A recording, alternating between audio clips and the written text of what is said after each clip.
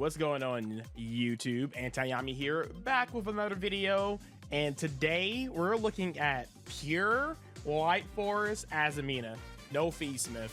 So this is for all the budget players out there that are not trying to pick up the Fiendsmith cards. And I'm not doing Satyrions or any other variations. I wanted to keep it like cookie cutter and straight to the point. So here's the list.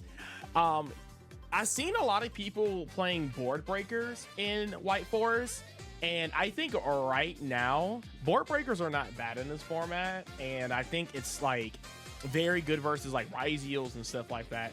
But I still think it's really risky into a lot of other matchups, and I don't know how I feel about it. So I still like playing with the hand traps and stuff like that. So right here we have a 16 non-engine right here, with the two nibs, the Veiler, the Call by the Grave, the talents, all that fun stuff. I still think that's like one of the best ways to still play this deck.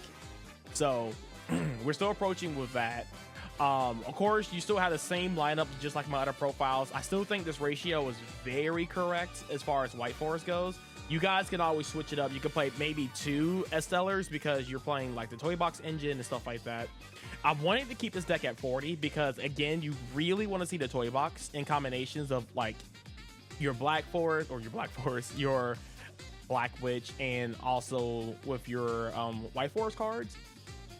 So you definitely want to max out on that because, again, it's not once per turn. Toy Box plus Toy Box is also full combo.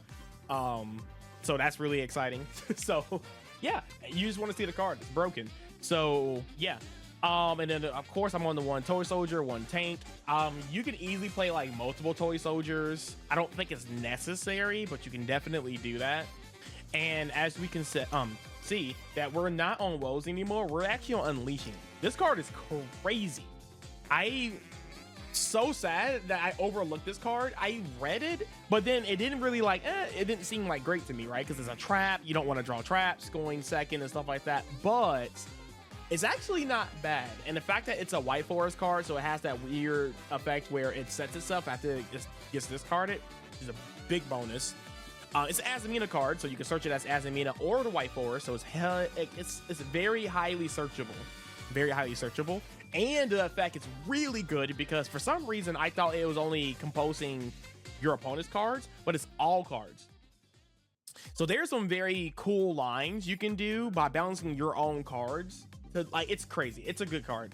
We're not gonna get into the the ups and downs for it, but it's really good. I slept on it, and I'm happy that I am playing it over Woes. So it's very, very good. Yeah, this is pretty much the main deck here.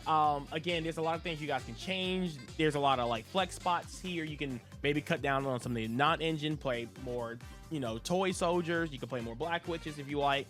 You can play more Deceptions if you like. But here I just thought this was like a very standard way to like, maybe this is how you should get started, and you can do some small changes as you go. And yeah, if you want to play board breakers, you can. You can probably play less of the board breakers. Maybe you can play like 12 like strong board breakers and then have more engine or more gas, whatever you guys like. But I feel like if I were to play pure the way it's shown here, it would be just like this. So going into the extra deck, we played a one Moon Maiden because it helps you bridge into SP Ludenite for going second. So this is the reason why I only play it. It's just for that. And it has a little bit of attack power, so sometimes your White Forest monsters with 0 attack can give it a little bit of a boost. It'll probably never come up like that, but just something to note. SP Ludenite, of course, and then there's some M boards where you can actually end on SP or IP Masquerena. I am not playing Rabbit because Rabbit is good because you can actually convert 2 monsters into an illusion, and then you can actually make this live, which is really cool. But I don't want to play the extra like trap brick, so I'm trying to make this deck as consistent as possible, and things of that nature. So yeah, so I think this is very, very strong. Of course, we got the Azamina package here. I don't know if we still play this card or not. This could be like a flex spot out for something else. This could be like, you can actually play like Zapper Strip in this position, and Actually, you can almost get away with playing Arc-Light in this deck too if you want to. You can go Zapper Shrimp plus a level 2. Like maybe you have this on board, or you have her on board, and then you can go Zapper Shrimp and then synchro into Arc-Light, which is really cool if you want to go that direction. But I'm not a big fan of Zapper Shrimp, so you know, take that with a grain of salt. But this card is still really good.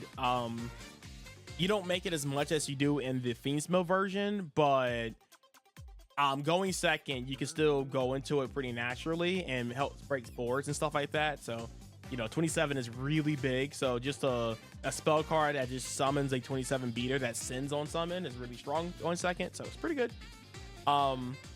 Then you got your, you know, regular package here, your Garden Chimera with this card.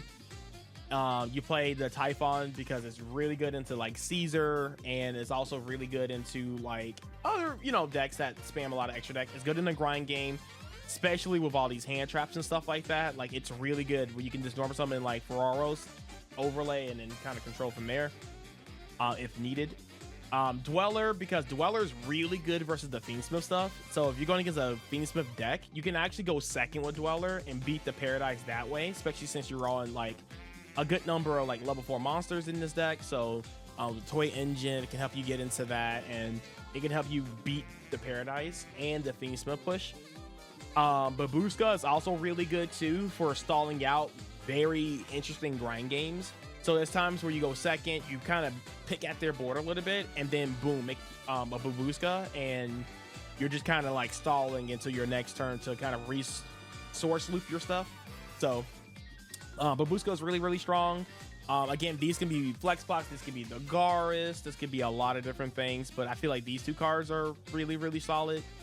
And then you're playing the Aggregator only because you're playing the Ultimate Slayers, and you have a little bit of space and wiggle room in this deck. Again, you can swap this out for anything you guys like, whatever you feel like doing. Like, again, Zapper Shrimp, Arc-Light, you know, things of that nature. But I like to keep it in here because I hate side decking extra deck monsters. It's just annoying in real life. So that's that. And then of course you got your standard for you know, your Arc-Light and all these guys over here. So good.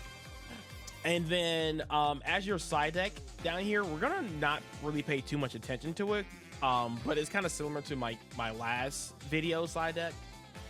But as you guys can tell, you see two cards in here that's not very standard, and I wanted to bring this to people's attentions. So I won't recommend you guys side deck these cards, but I stuck them in the side deck because what's really cool about the Silent Swordsman, that let's read this effect. It cannot be normal summon or set. It must be special summoned by tributing a warrior monster, and it cannot be special summoned by other ways. And basically what it does is it becomes a spell negate. And when it's destroyed by battle or card effects, then you can summon level 7, which basically cuts off every single spell on the field. So that's really strong, which is really, really cool. So you can main deck this package if you like. I just thought it was really funny because the whole idea behind it is that you go Black Witch, let's just say Black Witch and Toy Box. You go Toy Box, activate Toy Box, set in these two, Black Witch, send Soldier, and then you can actually use Soldier's effect to actually search this. And since Soldier is a warrior, you can actually tribute over Soldier for different inboards and stuff like that. But I just thought it would be something really cool to note if you want to do something like spicy or different. So there you guys go with that. But yeah, that's gonna be it for today's video. I wanted to showcase a pure version, just to showcase no Satyrions, no like Fiendsmith, just pure, kind of more budget friendly. I know these cards are not very budget. You can just substitute it with Droll if you like. Droll, I don't think it's very fantastic in the format, but you can substitute these as Drolls if you like, if you want like a fast replacement and stuff like that. So throwing that out there for extra options and stuff like that, but it still kind of works, So yeah, That's gonna be it for today's video. I hope you guys enjoyed it, and again, thank you guys so much. Again, I'm gonna keep saying thank you until I'm blue in the face or red, for all the support. Again, I am reading all the YouTube comments, and I am responding to every single YouTube comment. So if you guys want me to do like certain videos or certain something, or hey, test this out, do this, I will try to do that. But I will be mostly focusing on back on the Fiendsmith version. I wanted to put out a pure version just for those who are curious how I would play it. But I will be making a spreadsheet for the Fiendsmith version that I'll be taking to Orlando in the next couple of weeks or so. So yeah, but I am going to a regionals this coming up Sunday. So I won't be playing because I already got 2 invites already. So I'll be there just kind of supporting my friends, and I'll be making, you know, I'll be selling some cards to like vendors to make a little bit of money so I can save it for Orlando. But anyway, again, thank you guys for all being here. Thank you guys for all watching. I will catch you guys in the next one. Peace.